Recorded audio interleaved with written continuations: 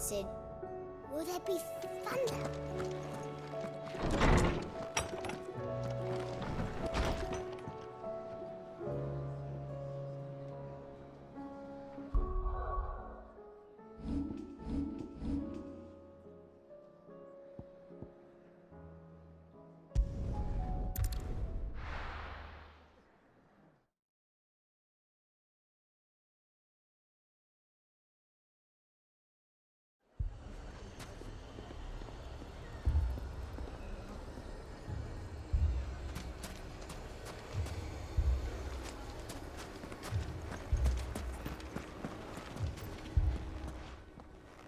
Sid!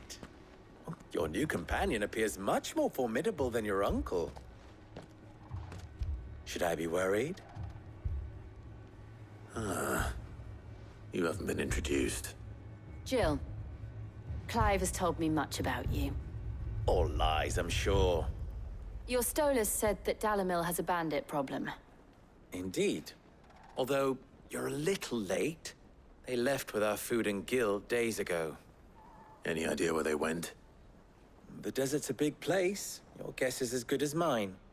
But the fact is, I have more immediate concerns. What did you say to me? What did you say? As if by magic. Let's just say we've yet to reach a consensus about how to solve Dalimil's little problem. And at this rate, it won't be the actions of the bandits which prove to be our undoing. It will be our own. Now, I've tried reasoning with the dissenting parties, but even the Desert Hare has limits. Perhaps we could talk to them. What makes you think they'll listen to us? What makes you think they won't? She makes a fair point, Sid. And you won't have wasted much of your precious time if you fail. They're just across the courtyard.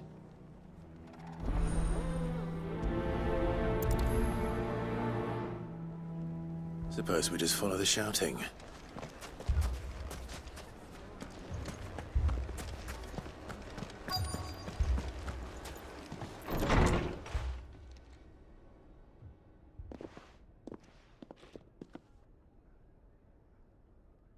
You wouldn't talk like that if it had been your men whose throats were slit. Blood for blood, it's the only way. We hire mercenaries and have them mount the bandits' heads on our walls as a lesson to the rest. And what happens when those mercenaries are slaughtered like your men? Are you going to hire more?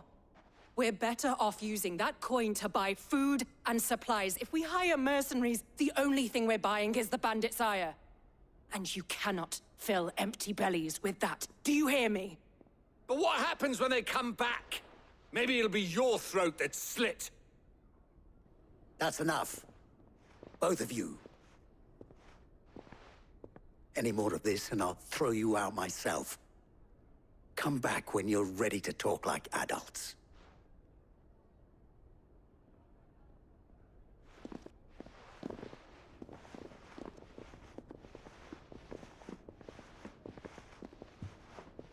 Victor. What's he doing here?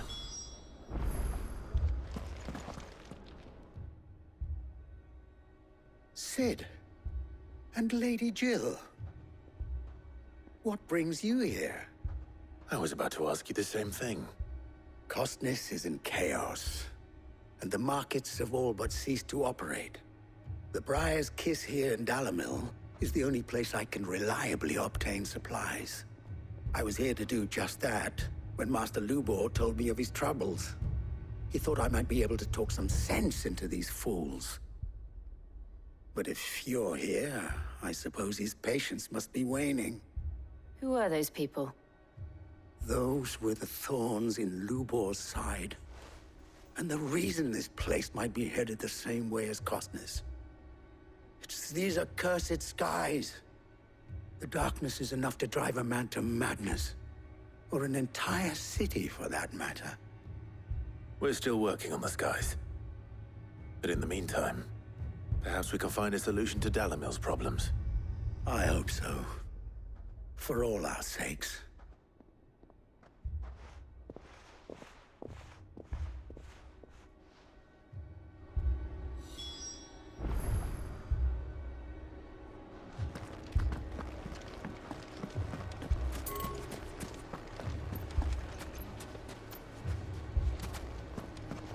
People take notice of wealthy men. Shouldn't be too hard to track down Karen's collector.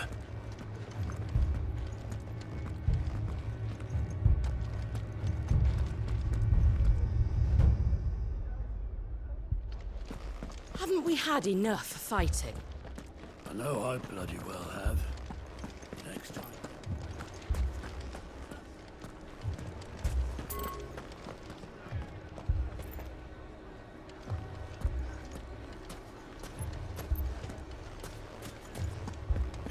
Fucking leaving.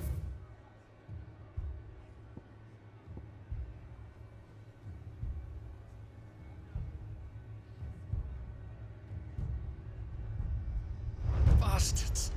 It's as if life hadn't been hard enough round here since the...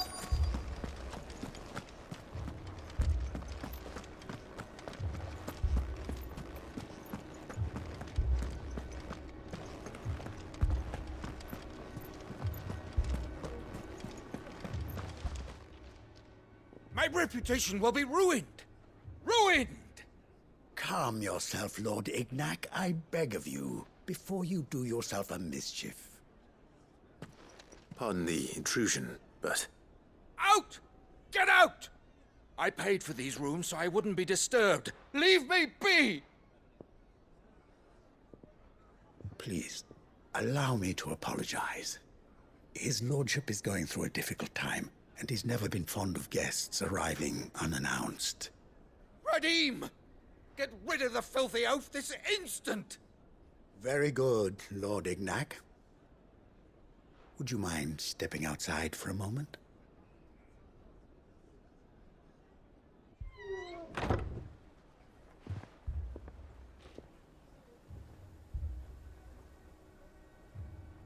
I'm sorry if I've caused you any trouble. That? Oh, no. That's just how his lordship is. Though the morning's events have left him somewhat fractious. He has been dispossessed of his luggage, you see. The thieves also made away with a considerable amount of coin.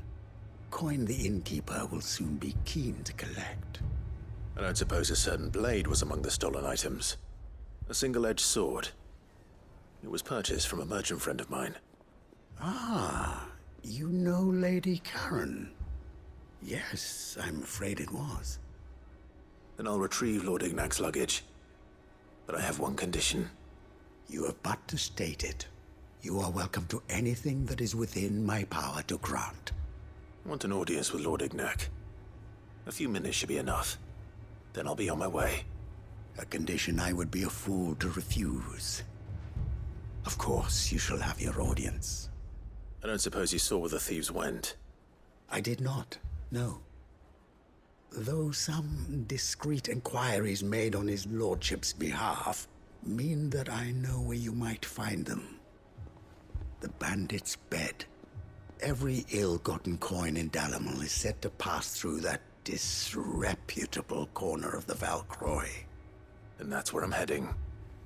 I shall speak to Lord Ignac in your absence, and arrange for an audience upon your triumphant return. That will be very kind of you. Farewell, and best of luck.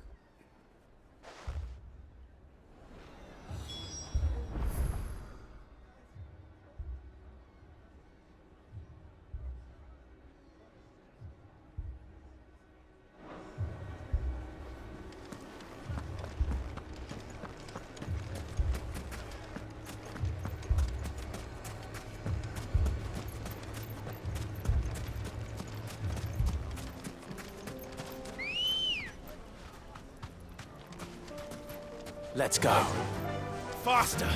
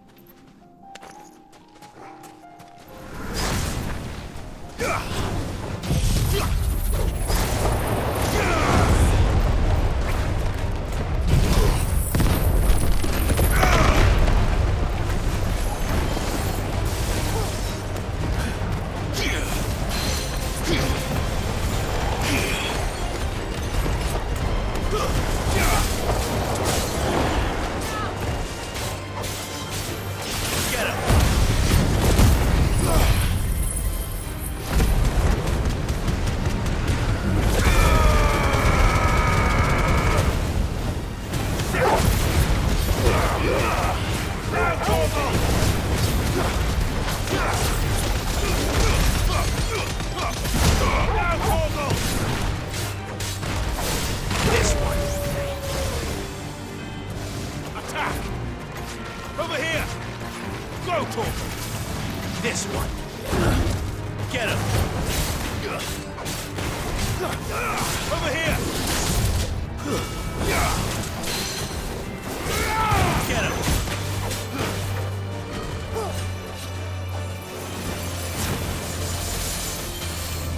Go, Torque!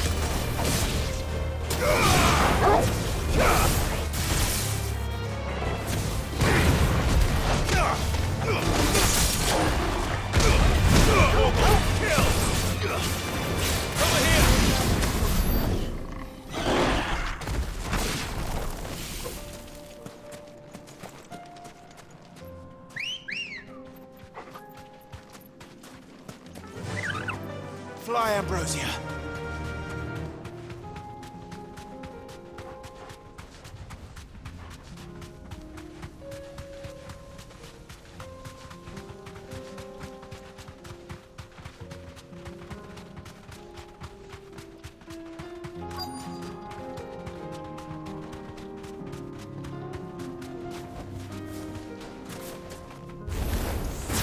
We've got company! Come on, lads, let's tear the bastard's head off!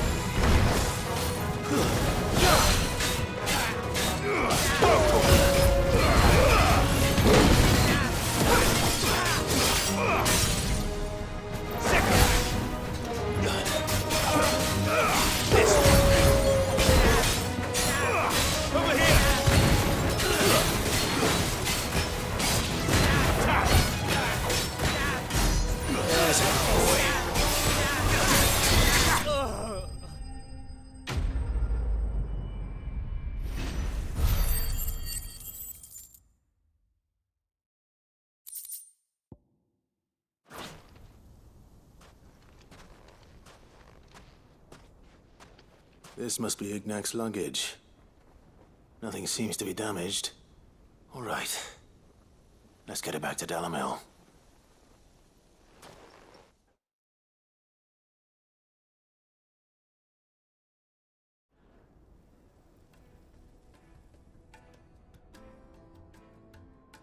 I hear I have you to thank for the return of my effects.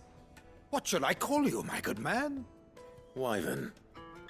Glad to make your acquaintance. A formidable name indeed. Well, Wyvern, I appear to be in your debt. Redeem here tells me you wished for an audience. Is that all?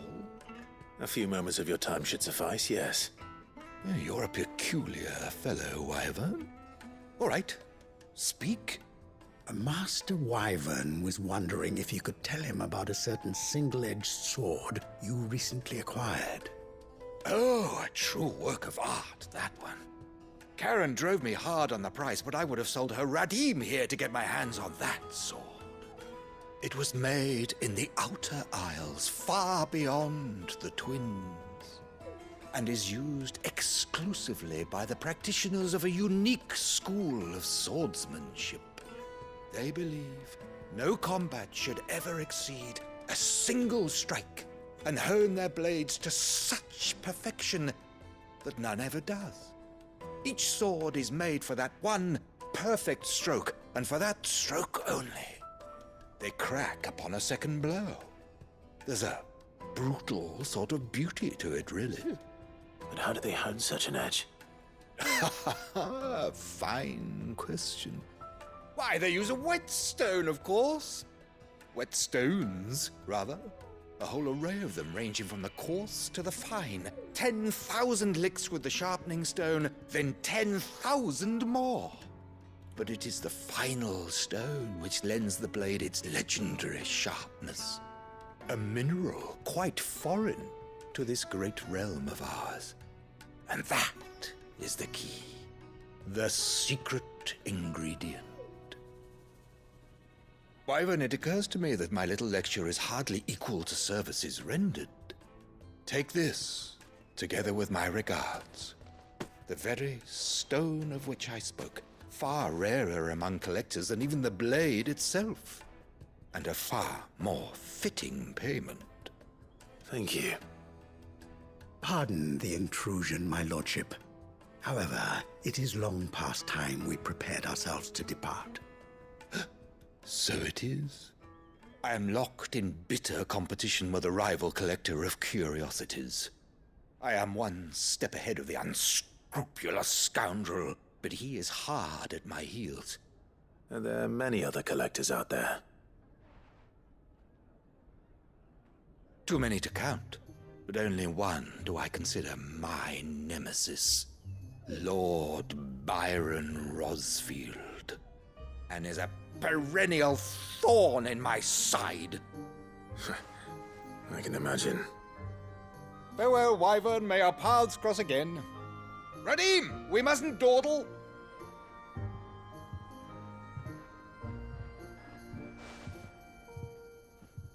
I think his lordship is rather taken with you, Master Wyvern. Thank you again for your assistance. Coming, my lordship. I'll be right there.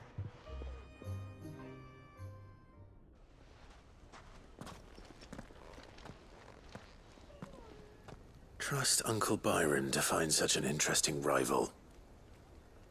Now, let's see what Blackthorne makes of this whetstone, shall we?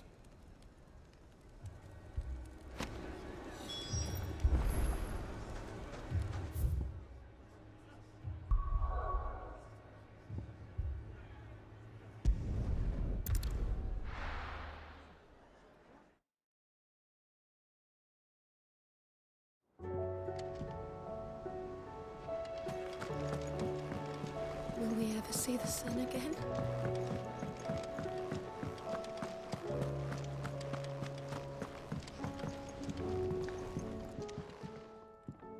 Sorry for the wait, but hopefully you'll agree it was worth it. You learned something about that sword, then? I did better than that.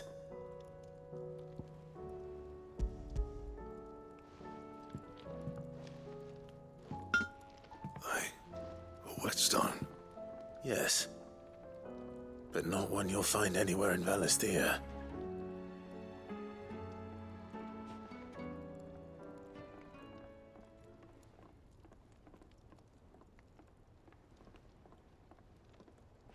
No wonder I couldn't get the same finish on the grinding wheel.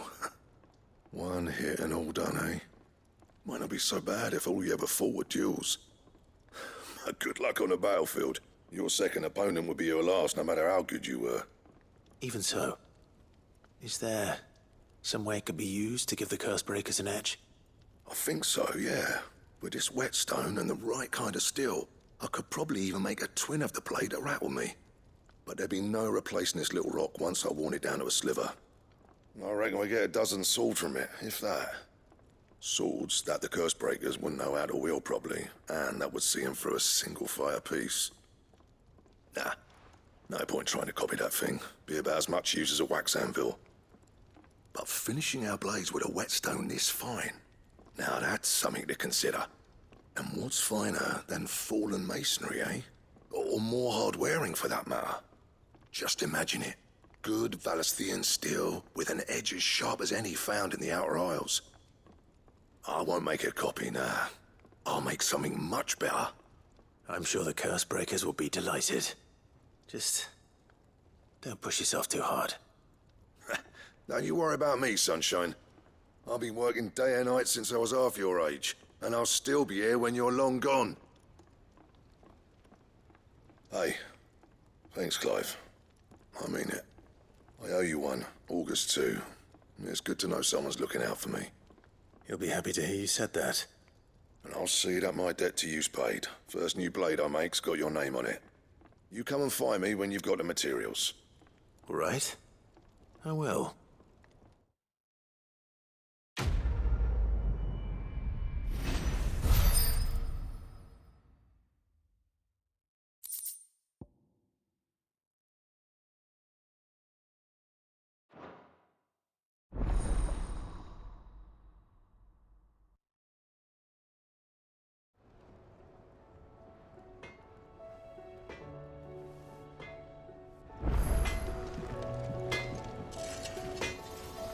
Trouble with your gear, or... What do you want?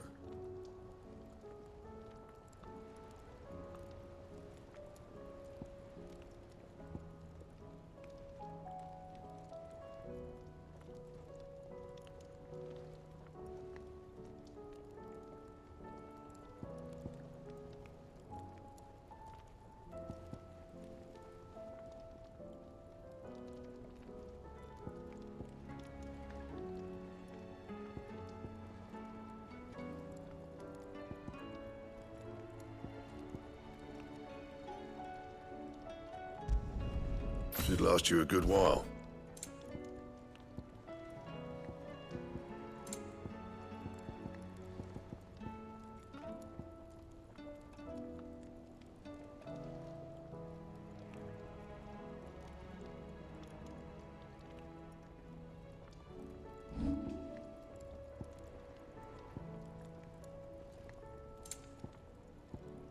That it? Fine. Did you see the pair that got hauled into tires?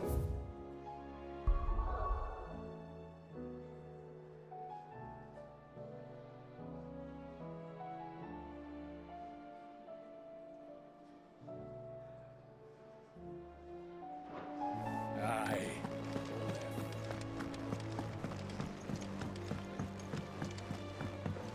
Oh, the moon.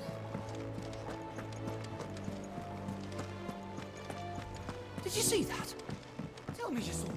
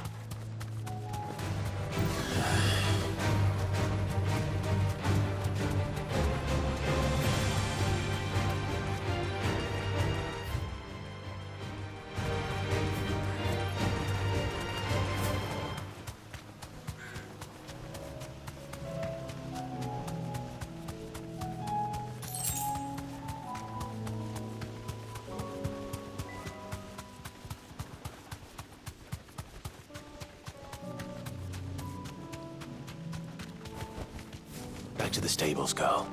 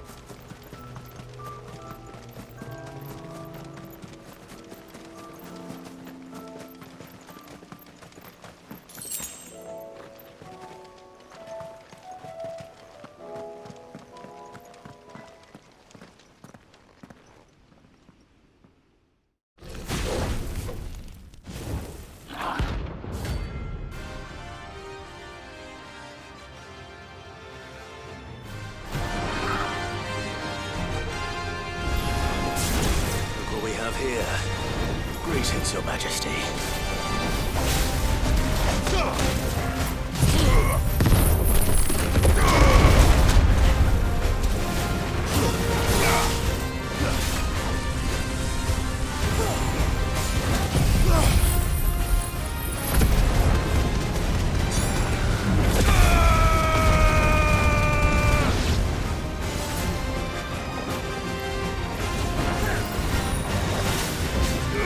This one.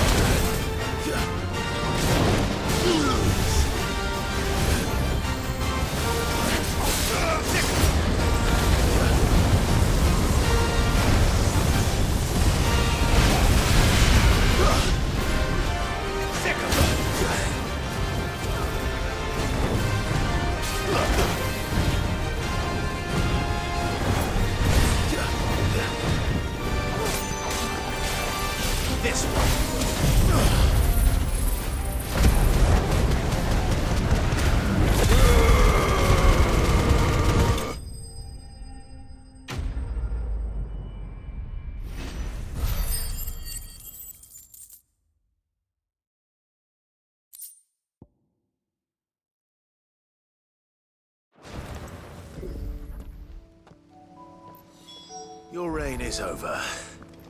Now to collect the ash. This looks like the stuff. Let's see if there's any more.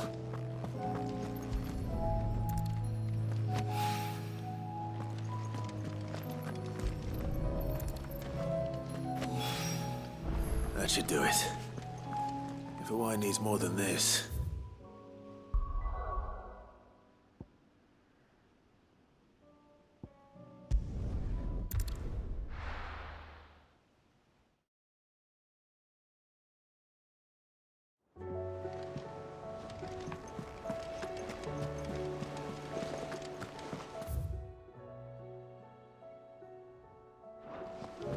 Did you see that? Tell me you saw that.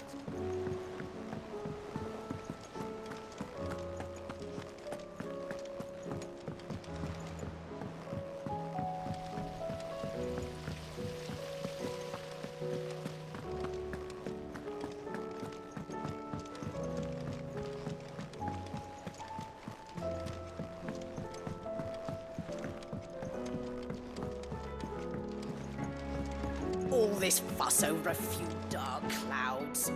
All right there, Sid? How's that hunt for the bomb ash going? I have it here.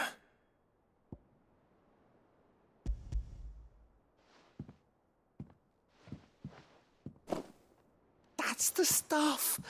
And plenty of it, too. Enough to keep the alembic bubbling away for a good old while. You're a gent, Sid. Let nothing say otherwise. Right then, let's get this contraption up and running.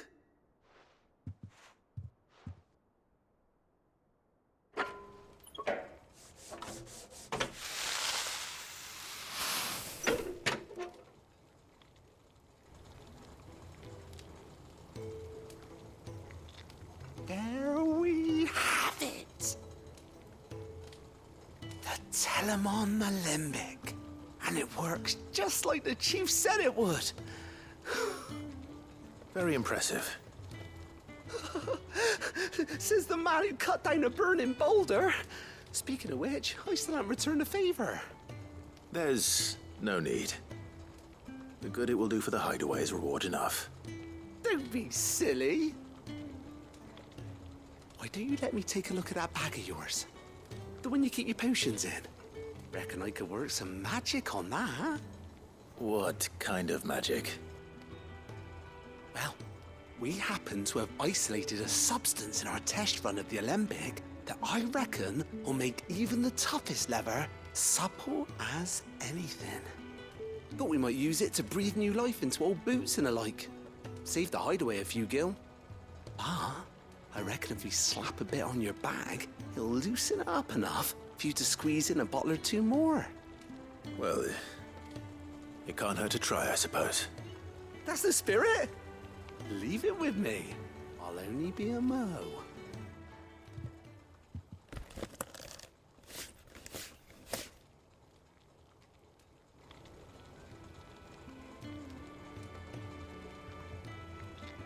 Well, what do you reckon? It certainly feels more flexible. Right? Told you. Thank you. I think. No. Thank you for supporting Mid and the rest of us in our endeavors. Without you, we'd never have been able to discover wonders like that stuff I rubbed on your bag.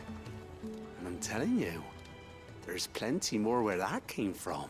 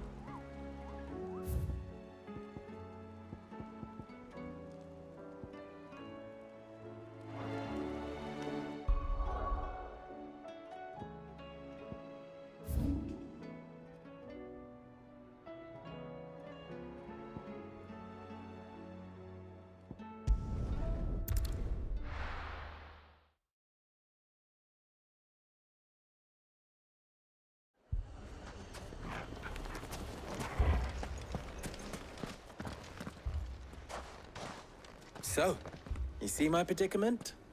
What I saw was a room full of people who were angry and afraid. And with good reason by the sound of it. But if left to smolder, that anger and fear could set the entire town alight. My thoughts exactly. What to do? Both sides wish to protect their homes and livelihoods, if only they could agree on how. But as long as they are divided, we are vulnerable. And if there's one thing bandits like, it's an easy target. What would Sid the Outlaw suggest? Well, if it were my namesake, he'd let them choose for themselves, and be on hand to pick up the pieces when it all went wrong. That sounds like a recipe for disaster. A recipe for disaster is precisely what it is. But perhaps that realization would be enough to make them question the ingredients. While it's plain neither Conrad nor Natalie will countenance the other's proposal, it may still be possible to make them doubt their own, before presenting them with a third option. And that would be? To pool our resources and save the city ourselves. Why fight each other when all that fear and anger can be directed at the bandits? It appears we have a plan of action. Victor, pay Conrad a visit. See if you can't convince him of his folly. I'll speak with Natalie. As you wish. Your faces are not well known in this town. That may prove useful. Don't worry, Victor and I will do most of the talking. You need only play along. Play along? What he means to say is yes.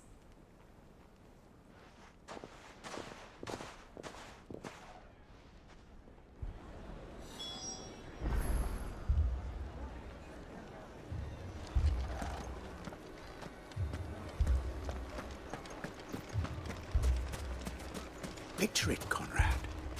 Your own city guard.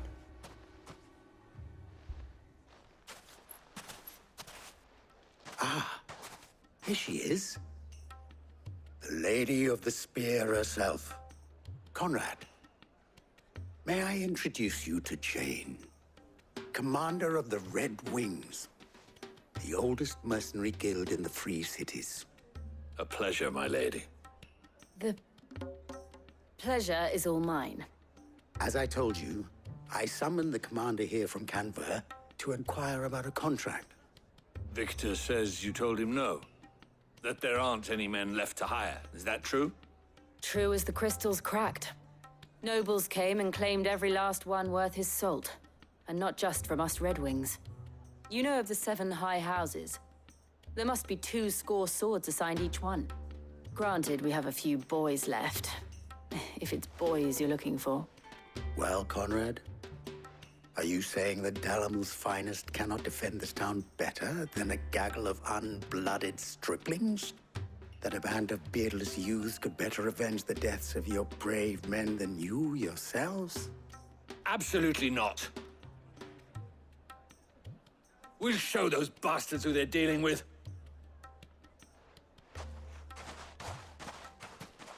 I can't believe that actually worked. Conrad's not what you called the brightest candle in the crypt. And there's a reason why I had you do the talking and not Sid. Well played, my lady.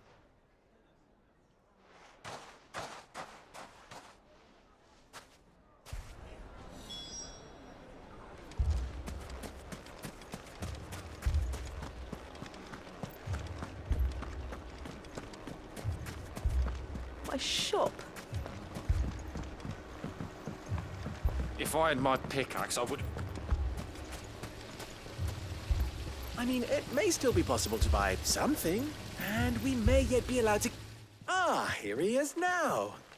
Natalie, allow me to introduce Lord Underhill of Randalar's prestigious League of Merchants. Lord Underhill. At your service. Underhill? I was just telling the good lady of our conversation, my lord, and how you were lamenting the state of the capital's stores. Lubor says that not only are the granaries almost empty, but that war and the Blight mean this season's harvest won't be enough to fill them for winter. Indeed, certainly that is the case. The nobles in the capital are buying up the city's stocks of barley and wine, driving the prices higher than most commoners can afford. It is only a matter of time before the peasants revolt. It is worse than I thought. If what Lord Underhill says is true, I fear we have little hope of supplementing our stores, meager though they regrettably are. And while I applaud your endeavors to dissuade our more bellicose citizens from seeking vengeance, I sense Conrad is not wrong in his assessment of the bandits' likely return. Which means that now, more than ever, we will need to secure what little we still have. Food, weapons, herbs, everything. If our humble town is to endure not only this hardship, but those that are certain to follow, we must stand united. All right. If it will help to protect my home, I'll do it. But you needn't have gone through this charade.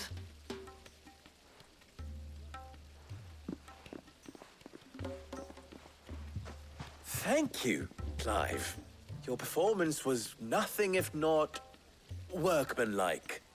She saw right through it. I didn't say it was good, merely that it produced the desired effect. Now, my scouts should be returning shortly. Meet me back at the Briar's Kiss, and we shall see what we face.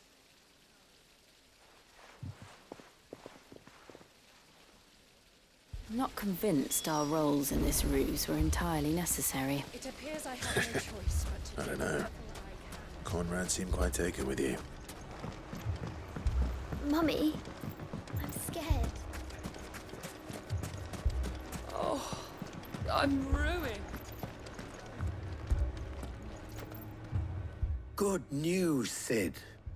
Both Conrad and Natalie have somewhat gracefully accepted their new roles. With time, they may even learn to. Time no longer appears to be the luxury it was before lunch. I take it your scouts found the bandits. Technically, it would be the bandits who found my scouts. It appears they march for Dalimil as we speak. All of them. You're not serious. They don't just want food, they want the whole damn town.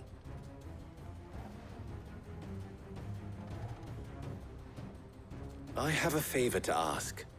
I'm told the bandits march in two groups, one from the south and one from the desert, in a move doubtless intended to stretch our already gossamer-thin defenses. Very well. Jill and I will meet those from the desert. But what of the rest? The rest, my friend, the city shall fight. Together.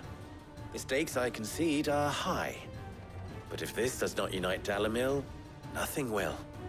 That is a lot of faith to put into those who had their hands around each other's throats but a moment ago.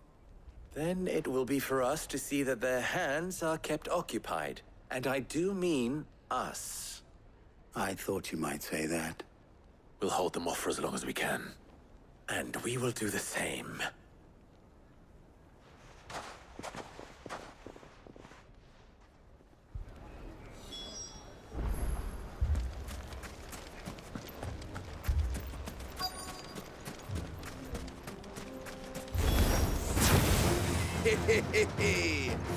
The women folk have come to welcome us. I'll take that one. It's all yours.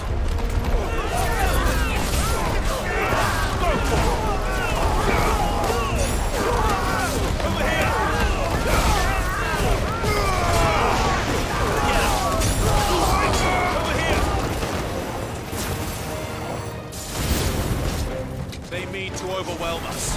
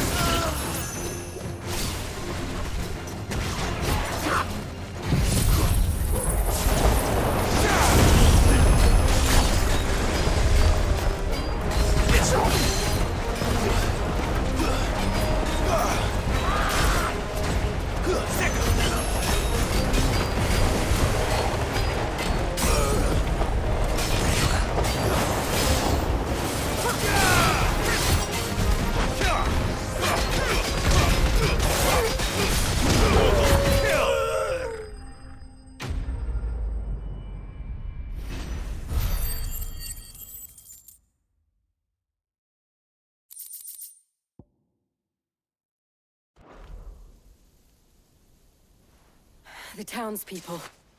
Could they have held out? I don't hear any fighting. What do you think? That we should hurry.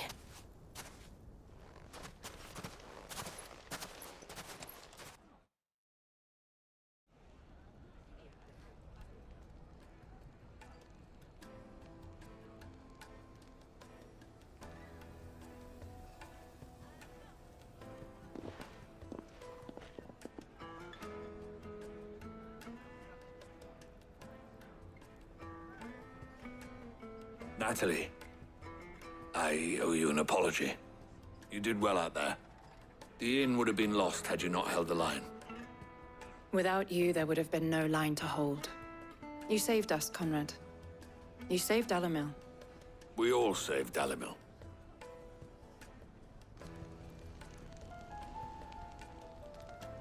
Conrad seems to have had a change of heart. I'd say they both have. I take it from your presence that our visitors from the desert won't be joining us either.